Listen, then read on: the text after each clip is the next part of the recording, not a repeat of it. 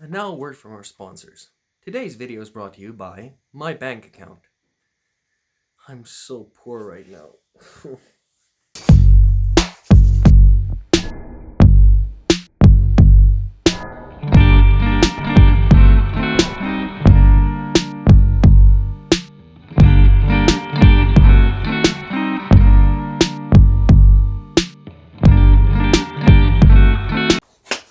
Welcome back. On today's video, we are building a 2x72 belt grinder, belt sander. Finally. I'm really poor right now, but in all honesty, it was so worth it. I put in around $570 Canadian into it, and the cheapest I have seen is $1,200 or $1,000. And then cheaper than that is just the frame for $742 Canadian. So big win, big win. You'll see in the video, I'll take you through a bunch of steps what I did, and I'll do the measurements in the end. And two tips I want to share is on your tensioning post where the spring goes in, you'll see what I mean. If you are running out of distance with your motor where to place it and that kind of stuff, you could always start chopping your pillar, your tensioning post, a little shorter every time. That worked out for me because my wheels, my track wheel and my drive wheel is a little bigger than the plans I saw, which is fine. Everything worked out pretty good, as you'll see. And second thing is, if you do decide to go and build this thing, I would highly recommend to just buy the 12 by 24 foot piece of plate steel to do everything on. My base on that thing is a railway tie carrier plate and a piece of rail track carrier plate that I chopped up and Tetrised together with my welder. It's not ideal at all. Buy the plate steel. Just buy the plate steel. It's going to be so much easier. You'll be able to do all kinds of lines on the thing. Man, I hate being cheap. So without further ado, let's start building.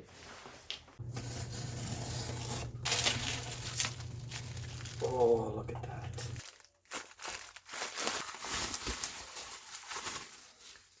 Woo! I went and picked this up today. This is a aluminum puck I had in my garage. And it had a small hole through it, and I took it to a guy that does machine work and put a 3/4 hole through with a step key, I guess, a step down key or a step key, and there's my drive wheel. Paid $50. Done.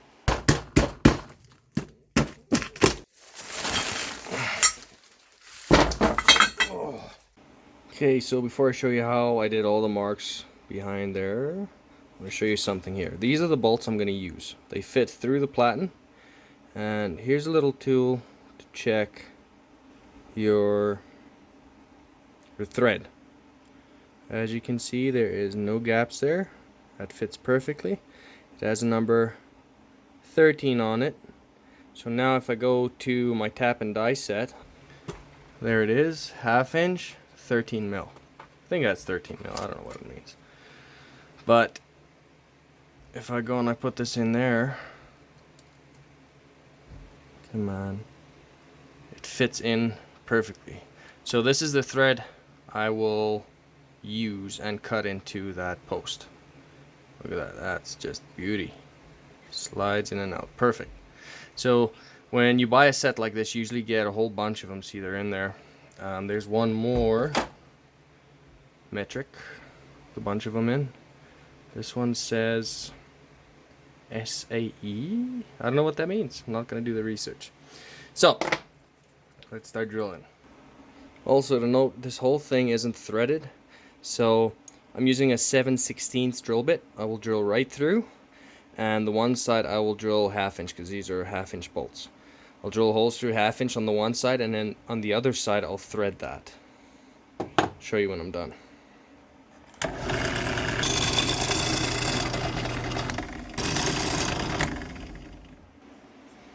Okay, so this side I will drill 1/2-inch holes, and the other side I will thread, because on the bolts this is 1/2 inch, and obviously there's a thread, so I want this to thread into that from the other side, but this won't fit through these holes, so I'm gonna drill that up to 1/2 inch, and then I'll bring you back when I tap these.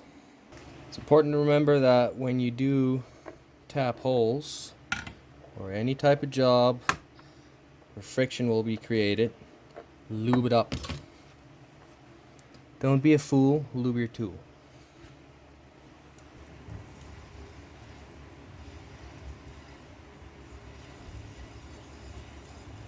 And there we go.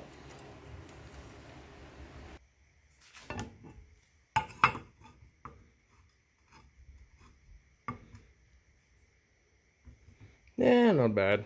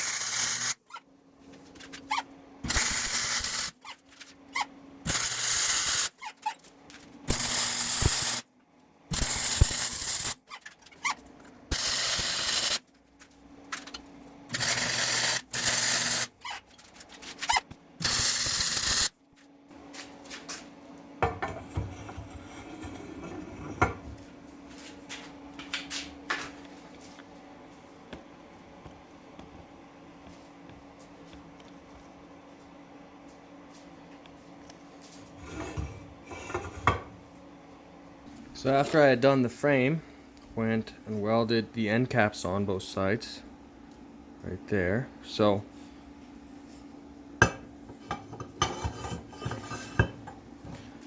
I need to go buy a spring for the bottom for the tensioning post, and then I will do the tensioner up top with a tensioning wheel. I think that's next up. So I ran to the store because my phone notified me my stuff is here, and look what showed up. You know, these people in the Amazon, they're awesome. They make sanding belts and toys for kids. Love the Amazonians. So, I paid for 20 belts. These are cheap belts, not the good stuff, but it'll get me by for now. 20 of them. I think I paid $36 Canadian or something. And it's made in China, not in Amazon. Okay, so let's see. Oh, cool. That's a lot of belts. 20 belts. Let's see. Are you happy? Unhappy? Wow. I hope for a happy ending. We shall see. Okay. This is cool. It goes from 40 grit up to 240, 480. I think it goes up to 400. I think so. 40 grit up to 400. Perfect. Okay, now we can do all the measurements and stuff. So I went over to the beautiful people over at Ace Hardware, and I bought a pack of springs. Pack of 2 actually. And there's your measurements. Almost 4 inches. Okay, one is already in. And ooh, what is this? Looks cool.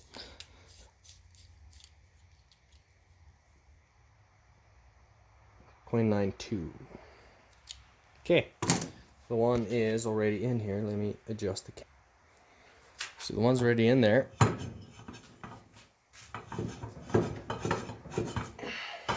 Nice and springy. And I have a spare. Okay, let me show you guys how far I got. So I cut this little triangle piece out of a 3x3 inch, because I don't know if you remember, but this came in the package way too small.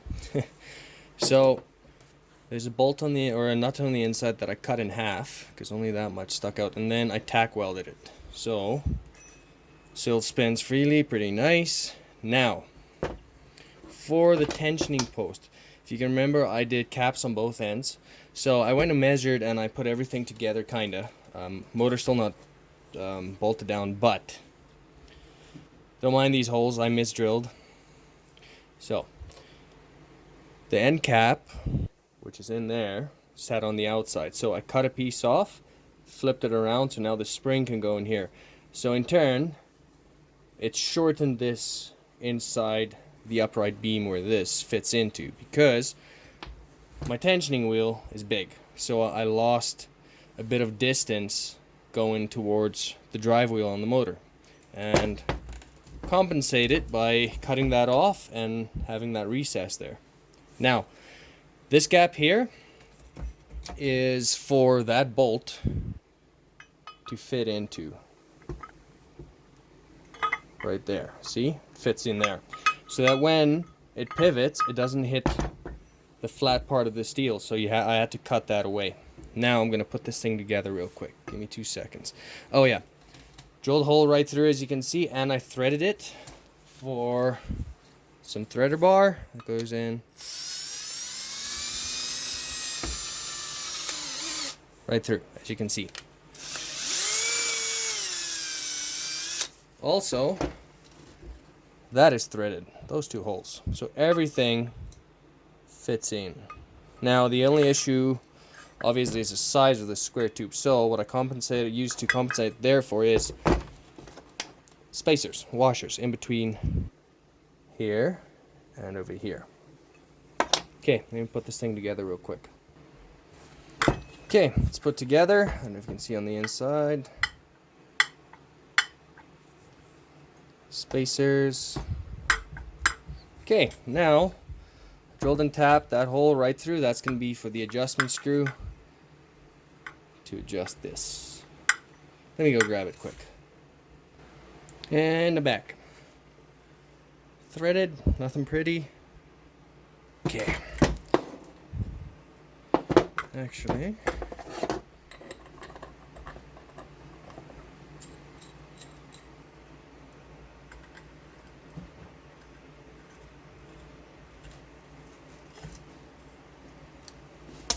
there it is.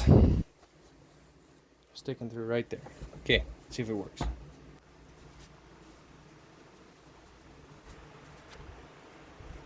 Ta-da! Nice. Locking nut. Okay, so this is complete. All I need to do now is drill 2 more holes, 2 for the platen, bolts so the platen doesn't shift around, and then the mounting bolts for the motor.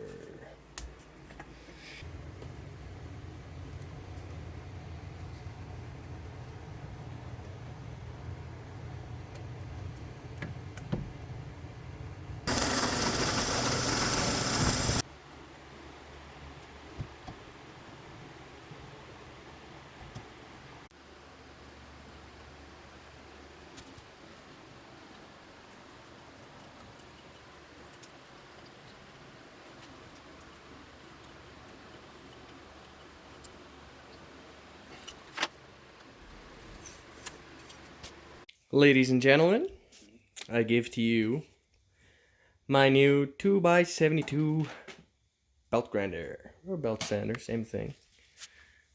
2-horse motor that I stole off my table saw. Bunch of live connections I still need to cover up, but that switch will go in a box and I will mount it right here. Okay, drilled 2 half-inch holes, welded 2 nuts on the outside so I can put these bolts in, tighten up the platen. Put a shim in here and a shim in there because this thing is way too loose. Issue with that is, as soon as you start it up, this belt goes that way. Just goes that way. So, still need to cut that part of the key off because it's there for no reason. And everything else is damn awesome. Let me show you. So this is the no and the faux switch. It's the on and off switch. Okay, so.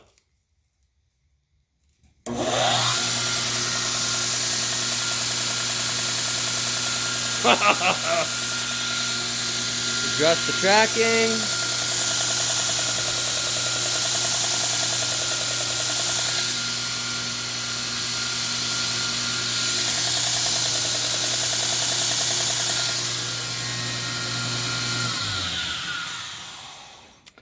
I finally have one.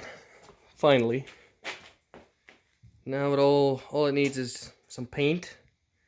I chose some beautiful purple. It's a lavender color and it's gonna look so nice with the green. That accent. Yes, it's purple. Look at it.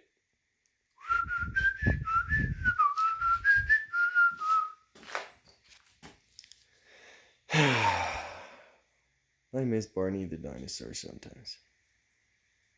So, measurements. Wrong side, Christian. 10 inches. Ooh. 10 inches there. 10 inches on that one. 10 inches on that one. And that one down there is 4 inches. Over here you want this. Ooh, sorry. Over here you want this 2 inches away. These, I forgot. I'll go look up what I do with these. What the measurement is on these. So, I would highly recommend just buying the 12 by 24 inch base plate because I play Tetris with my welder and rail track carrier plates and stuff. Not ideal at all. So, I'm starting to get sick. Oof. There's bolts under there. They really sucked to do. But on this side, to make it easier for myself, I cut slots in so it just slides in and out. I'll put washers in there. This is just normal threaded bar that I put in instead of bolts. So I drilled and tapped those. And man, I'm so happy this thing's done. Even though it is purple. My almost 4-year-old daughter loves this. She thinks it's, as she said, cute. Yes. All right. Well, there you have it, guys. I hope you guys enjoyed the build of this video as much as I did, except for that damn thing. Sorry. Go and make your own. Oh, one more tip. What was it? So my Platen itself is completely different to the one I saw in the other YouTube video. Obviously, if you go and order one of these, just order one and then fit it to your frame and chop down your tensioning post to get your circumference for your belt. But I don't see any other issues. I mean, if you get the big tracking wheels, you're gonna have to, you know, chop and change on this instead of bringing your motor closer and hitting your frame. So that's one piece of advice I have. Other than that, man, this thing is sweet. Let me try and turn it on here again. Just look at that. Look at that. Oh. So nice. But yeah, I'll do the switch later on. For now, I'm just going to start playing with this thing and see what it can do. I've tried wood on it, and wood is nothing, obviously. A 2-horse massive belt. Anyway, you guys, hope you guys enjoyed this, and I will catch you on the next video. See ya.